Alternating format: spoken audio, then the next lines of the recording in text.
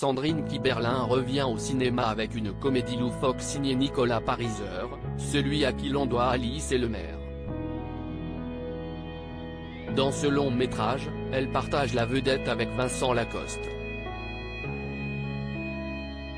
Si les deux comédiens partagent le fait d'être très talentueux, ils sont aussi hyperactifs puisqu'ils ont multiplié les performances cette année. Pour l'actrice césarisée pour 9 mois ferme, il s'agit de son 3e film. Pour parler de cette œuvre, elle a répondu aux questions du magazine Society, ce vendredi 9 décembre, offrant des confidences intimes sur toute sa vie, de l'enfance à aujourd'hui. Elle revient notamment sur son mariage avec le père de sa fille, Suzanne, le comédien Vincent Lindon. Après l'avoir rencontré en 1993, Sandrine Kiberlin épouse Vincent Lindon 5 ans plus tard.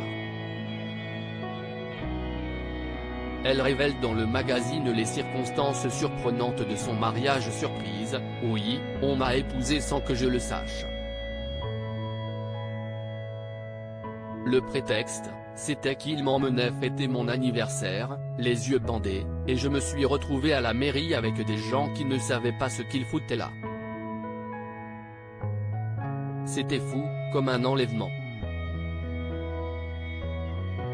Une scène qui a choqué certains proches, comme sa réalisatrice fétiche Laetitia Masson. En avoir, ou pas, à vendre, Love Me, elle, s'est levée en disant « On ne peut pas faire ça à une femme ». Comment a-t-elle vécu cet acte fou? De son côté, Sandrine Kiberlin a vécu les choses différemment. « Moi, j'étais pas du tout là-dedans.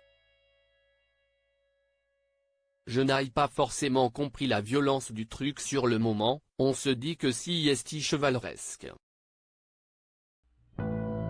Je n'ai même pas eu l'idée de dire non. Il y a des gens qui ne vivent jamais de choses folles, et bien celle-ci témoigne que ma vie n'a jamais été ennuyeuse. Leur union durera jusqu'en 2003 et depuis, les deux artistes ont gardé une belle complicité. Ainsi, ils se félicitent régulièrement de leur succès mutuel et autres récompenses et peuvent savourer les débuts de carrière prometteurs de leur enfant chérie Suzanne Lindon, 22 ans, héroïne de la saison 2 d'N-Thérapie et déjà réalisatrice avec 16 printemps. Retrouvez l'intégralité de l'interview dans le magazine Society du mois de décembre 2022.